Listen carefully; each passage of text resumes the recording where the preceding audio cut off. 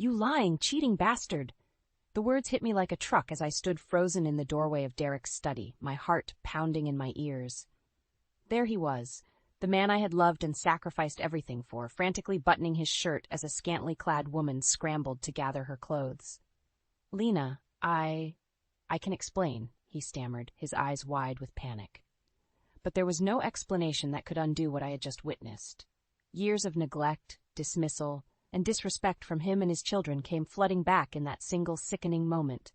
"Don't bother," I spat, my voice trembling with rage. "I want a divorce." The woman, clearly mortified, hurried past me without a word. Derek reached out a hand, but I recoiled as if he had struck me. "Lena, please, let's talk about this," he pleaded, his bravado crumbling. "Talk? You want to talk now, after all these years of treating me like a doormat?" I laughed bitterly. "No, Derek, the talking is over." I stormed out, my mind racing. How could I have been so blind, so foolish to endure his infidelity and take his disdain lying down? A familiar rage bubbled up within me, one I had suppressed for far too long. As I paced the living room, fists clenched, a new resolve took shape. Leaving Derek wasn't enough. He and his spoiled brats needed to understand the true depth of my sacrifice, to feel the sting of my absence in a way that would shake them to their core. The sound of footsteps made me spin around. Eli and Mia stood frozen, eyes wide with shock and confusion. "Mom?"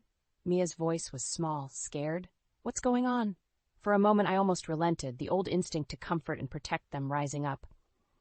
But I squashed it down, letting the righteous anger fuel me. "Your precious father has been cheating on me," I said coldly.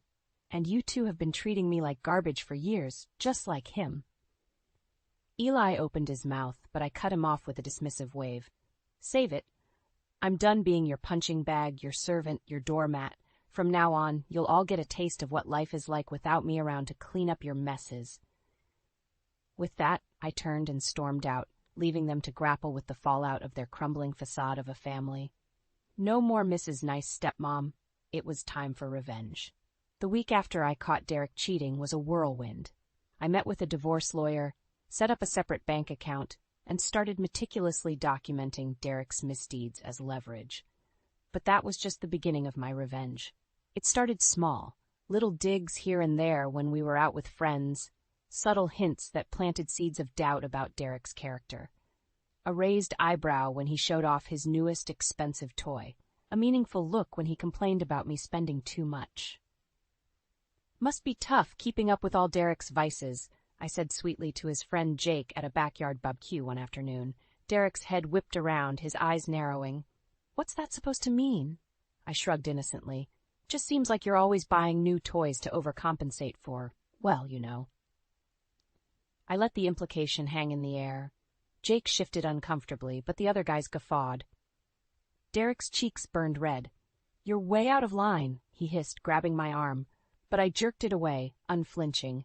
"Am I?" I smiled serenely. "At least I'm not stepping out on my wife with some cheap floozy." The laughter died in an instant. Derek's friends exchanged awkward glances, suddenly aware that the perfect life he'd sold them was a sham. Score one for me. At home, I adopted a similar tactic, making every interaction a passive-aggressive dig at Derek's ego and authority. When he ordered Eli to mow the lawn, I'd sigh heavily.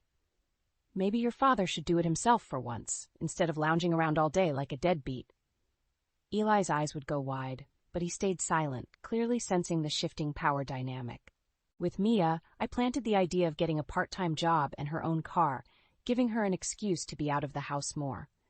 The less time she and Eli spent under Derek's influence, the better for me. Of course, Derek saw what I was doing and confronted me in a rage more than once. "You're poisoning my own damn kids against me," he shouted one night, looming over me with clenched fists. I met his gaze levelly, refusing to cower. "I'm just opening their eyes to what a spineless, cheating loser you really are. They deserve better than you." His face purpled, but he didn't dare lay a hand on me. Not with the damning evidence I had stacked up. With a wordless snarl, he turned and stormed out. Every day, I chipped away at his ego, his standing, his relationships. I was determined to strip away every facade he'd hidden behind until he had nothing left. Only then would my revenge be complete, and that cheating bastard would finally understand just how meaningless his life was without me in it. With my revenge plan in motion, I knew I needed to secure my financial freedom from Derek. I didn't just want to leave him. I wanted to bleed him dry and strip away every advantage he thought he had over me. Step one was getting a job. Through a friend, I landed a position at a real estate company as an administrative assistant. It was humble work, but I didn't care. What mattered was having my own income stream. "You're making a huge mistake," Derek sneered when I told him. "Who's going to cook and clean and run this household?" I smiled thinly. "Gee, I don't know, Derek. Maybe try doing it yourself for once, instead of treating me like an unpaid maid." His face mottled with rage, but I didn't give him a chance to respond, turning and walking away. I was done justifying myself to him. At work, I diligently saved every penny, setting up my own retirement account and trading accounts behind Derek's back. The broker I used taught me about investing, stocks, cryptocurrencies. I devoured it all like a starving woman. Within months, my skills and savings had grown significantly. I also traded fashion and hairstyle advice with the younger women at work, rediscovering my sense of confidence and style that Derek had spent years dismissing as frivolous. At home, I hit the gym hard, shedding pounds and regaining my figure. Derek noticed, of course, his eyes lingering in a way they hadn't for years. "See something you like?"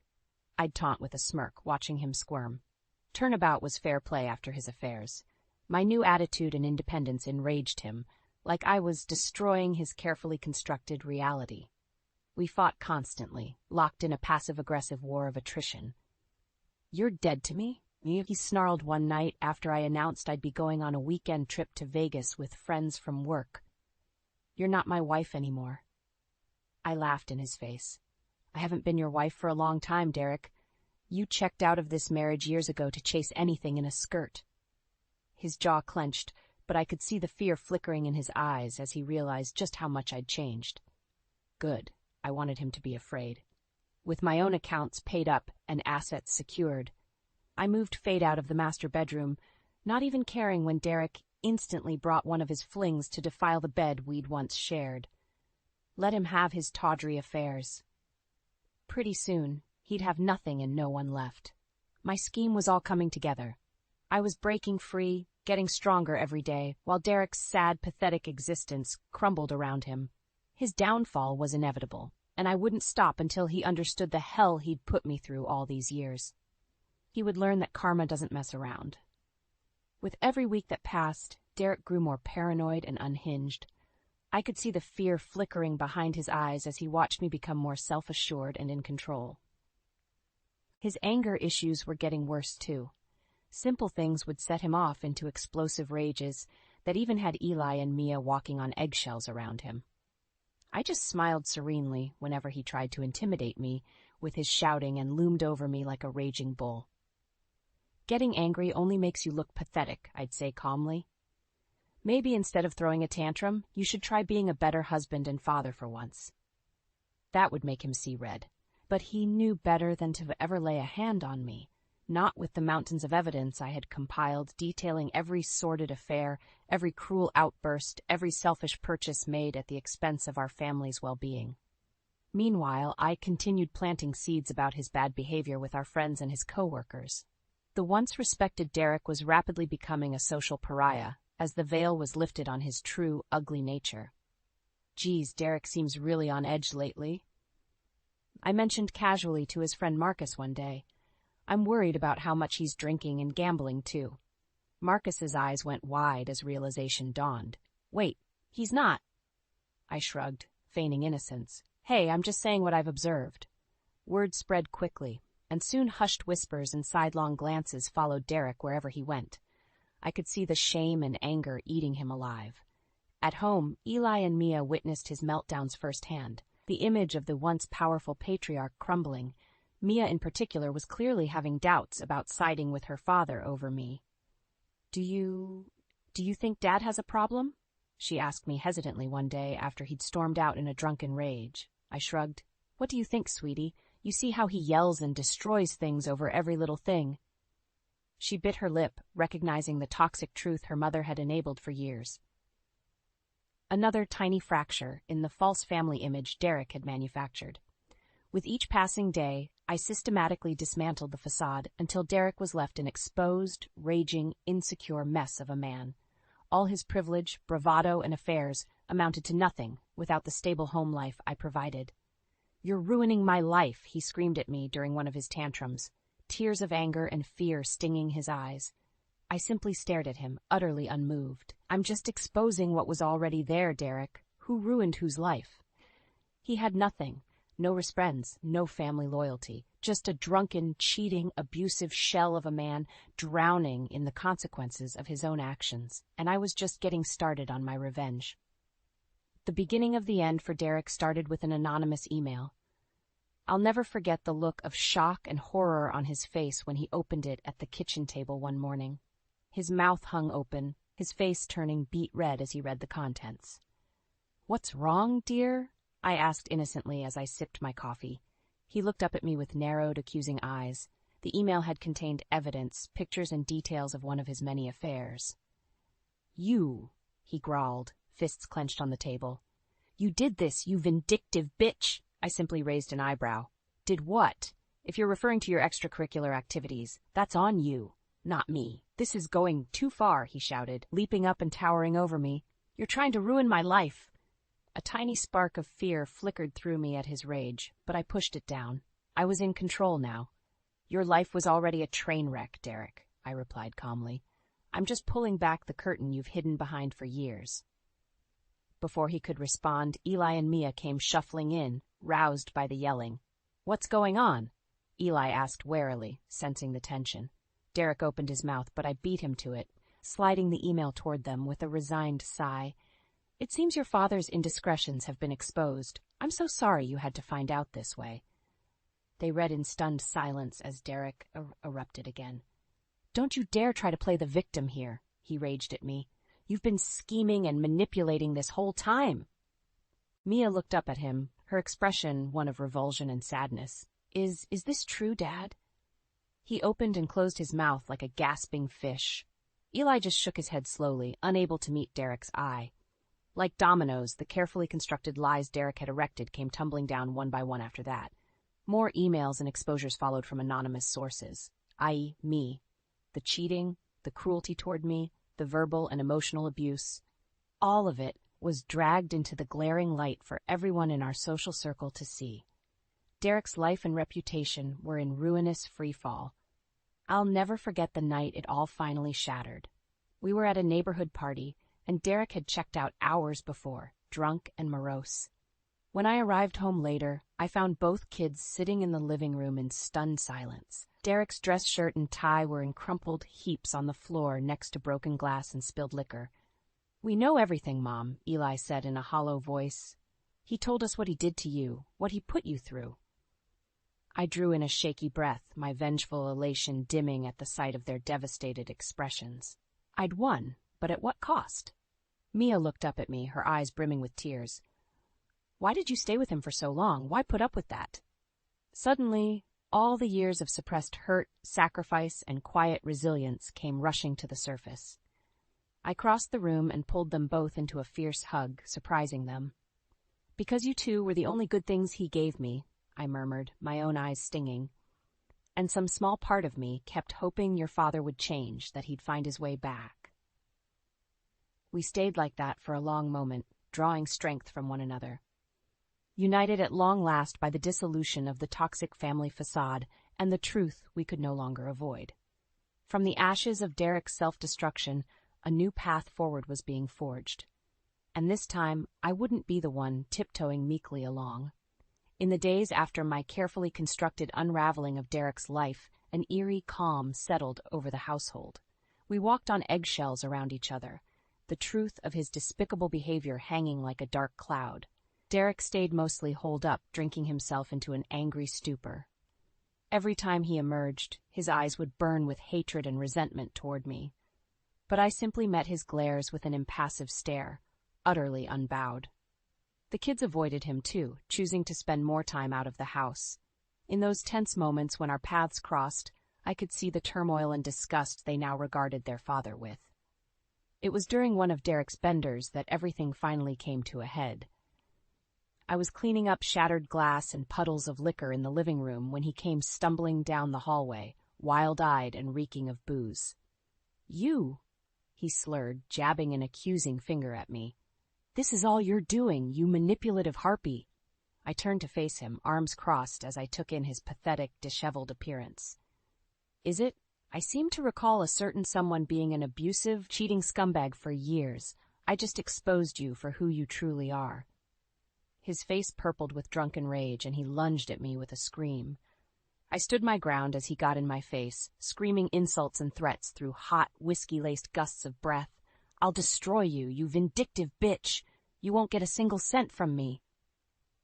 Unflinching, I stared him down, my voice a low hiss. "You can rant and rave all you want, Derek, but everything I've done is based on cold but hard evidence of your vile behavior, evidence I'll happily take to court if you push me."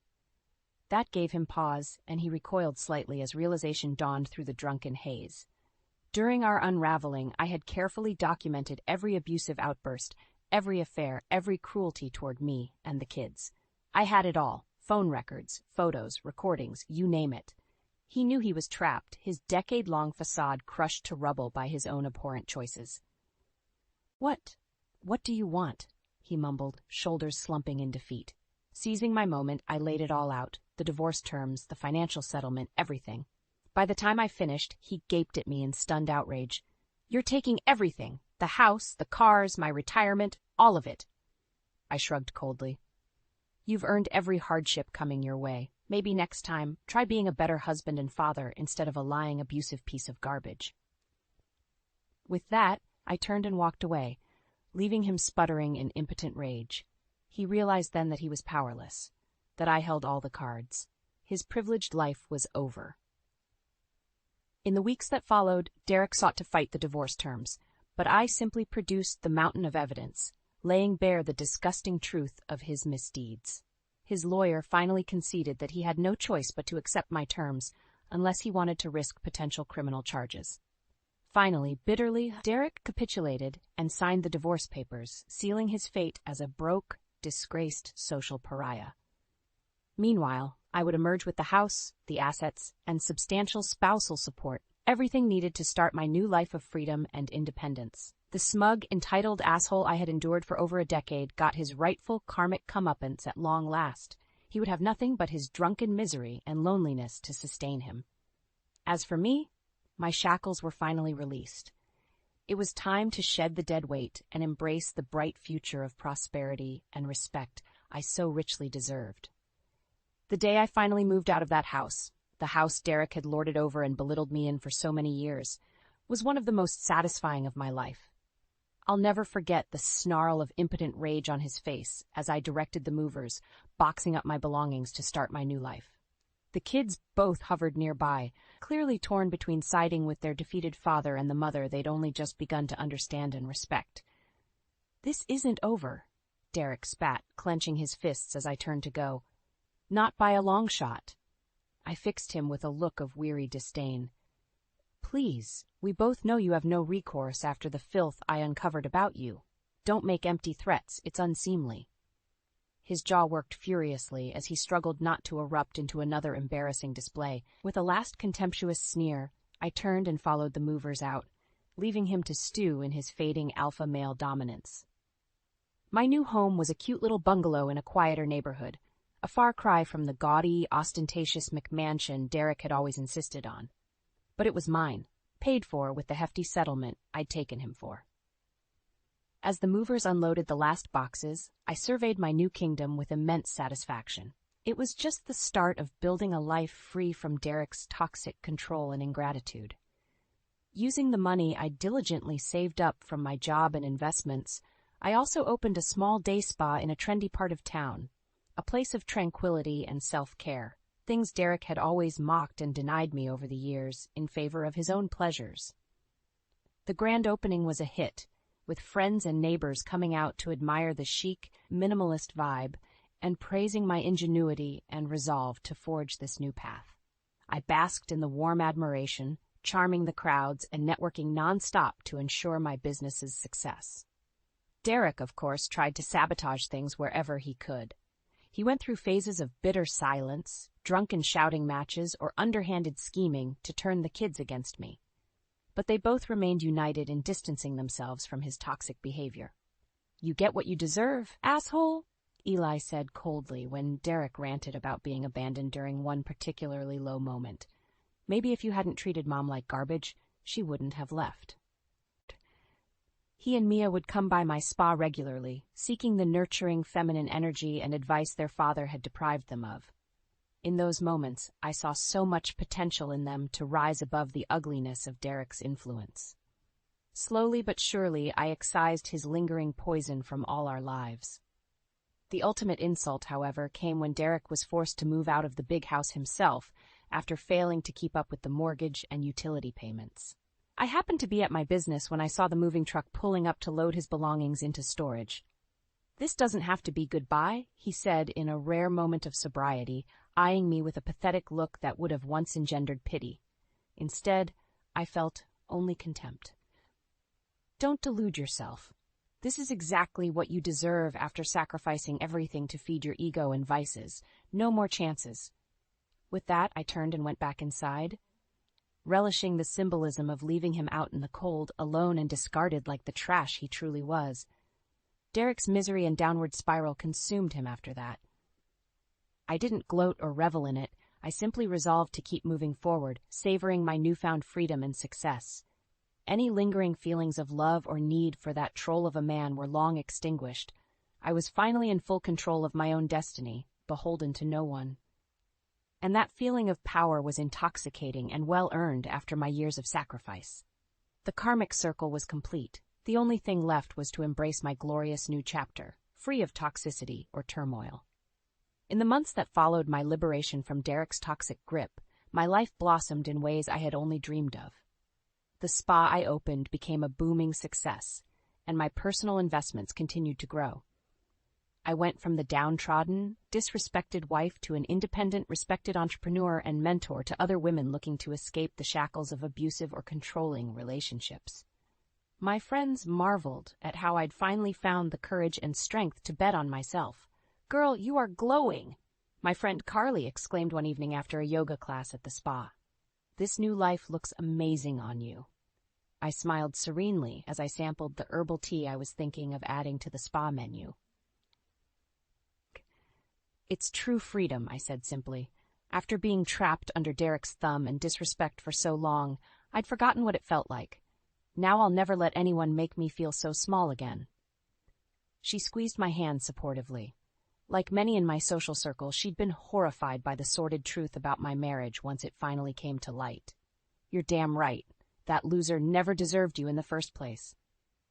As for Derek, my former tormentor rapidly became a tragic footnote, a disgraceful pariah, banished from every social circle we used to run in. Whispers and finger-pointing followed him wherever he went. The money I had taken in the divorce dwindled fast, thanks to his reckless spending and vices. Within a year, he was living in a dingy apartment, jobless, with all his designer toys and mansions repossessed to pay off debts and legal fees. I'll never forget the day I ran into him at the grocery store, hair and clothes disheveled, wild-eyed and reeking of alcohol. He made a move toward me like he wanted to speak, but something in my cool stare must have warned him off. With a chilling glare of pure loathing, he turned and skulked away, the once mighty alpha male now utterly diminished and disgraced. I felt not an ounce of pity, only the satisfied sense that true karma had been served. In stark contrast, my relationship with Eli and Mia slowly began to heal and strengthen. As Derek spiraled deeper into his pathetic hole of drunken self-pity, they gravitated more toward me and my new opportunity for peace and reinvention. They saw how running my own business allowed me to regain my confidence and sense of purpose after years of mistreatment, and in turn, I nurtured them with the caring, non-judgmental mothering they'd been starved of. Eli in particular had a radical attitude shift, expressing remorse for how he used to treat me when blinded by Derek's constant put-downs. He started coming by the spa regularly to talk, to seek advice and life coaching as he tried to map out a better path than his father's toxic cycle. "I don't want to end up like that," he confided one afternoon, nodding toward a dive bar Derek could often be spotted drinking himself into an angry stupor at. What you did, getting out and standing up for yourself, it showed me a better way, you know? My heart swelled with love and pride for the thoughtful young man he was becoming. All the suffering and sacrifice had been worth it to extract my children from Derek's poisonous grip. Even Mia, who had been Derek's darling, reached out more and more, softening toward me and embracing the nurturing, feminine energy she had been starved of for so long. The four of us would sometimes go out for nice dinners or take little weekend trips, an activity Derek always used to dismiss as frivolous wastes of money. For the first time, there was real intimacy and bonding without his towering, fragile ego to walk on eggshells around. As the years went on, Derek's miserable story faded while mine continued to blossom and thrive. My hard-won freedom, success, and strong family bonds were the ultimate victory, one I had paid dearly for, but ultimately proved worth every ounce of struggle and perseverance. At long last, I could put the nightmare behind me and simply bask in the warm glow of a rebirth earned through resilience, redemption, and the ultimate karmic justice served.